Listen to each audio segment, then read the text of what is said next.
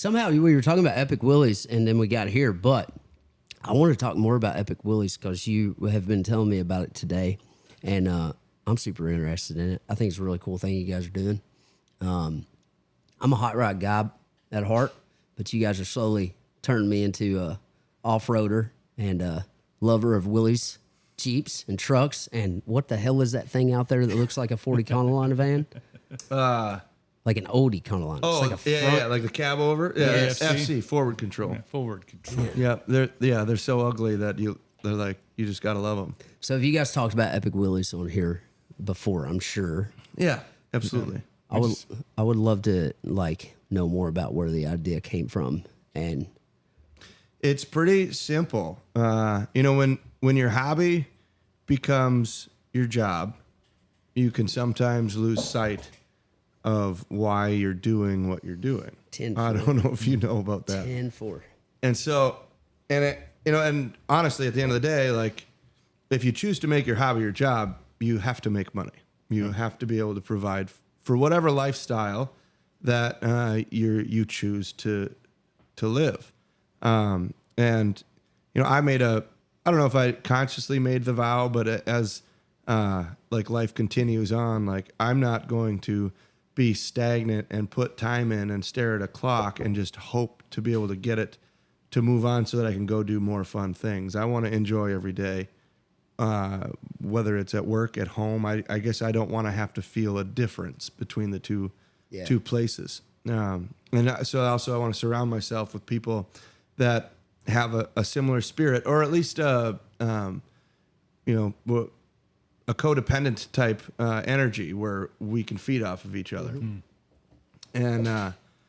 And that's definitely what we've built around here. Yeah, So it seems like the community's built around those. yeah. And so my right hand, chief of operations, Adam Schultz.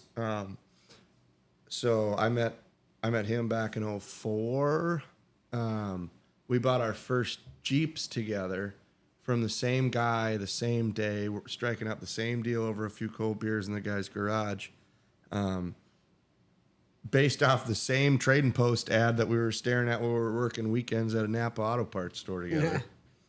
And we go there and we get some old CJ7. I got a CJ7. He gets a 67 Jeepster Commando, and we kind of get into this whole Jeep life. It was one of those things where I wanted to kind of continue to build a business around it and build cool things for people. That was kind of the sprout of Max built. And then a couple of years later, Adam got a good deal from one of the old dudes that used to buy parts from Napa. Roger Turk had this old CJ3A in his field, and it had been sitting there for 30, 40 years. And Adam's one of those guys who's just like super knowledgeable. He's a walking encyclopedia, so he knows. He started researching it all. I'm the kind of guy that's like, I don't know, it's cool and it's old, and like, let's get it running and go on from there. Adam knows, the head torque sequence. He knows what the serial numbers mean. He knows where to find all the information. And so he was doing a bunch of research on his old Jeep, and we helped him get it running, and ended up rebuilding the motor one time. And he had actually gone on a trip to Colorado with our other friend, Mark Strangfeld, and an old old military deuce and a half. And it was a 50-mile-an-hour trip. Is that a Jeep or a Willys? That is I don't even know who made, AM General. Okay. So like one of those troop transporters from like the 50s. Okay. And they drove that thing out to Colorado. And I always, like the stories that they had from that trip always hung with me. And I was like, man, that's cool. To do something like that would be really neat. And so then as we're working on his Willys, it's like, everybody's like, oh, we should do a trip like the deuce and a half trip. We should do a trip like that. And I think Mark, Adam, and I were sitting wrenching in the garage on Adam's Willys. And I was like, hey, let's do it next year then. Let's quit talking about it.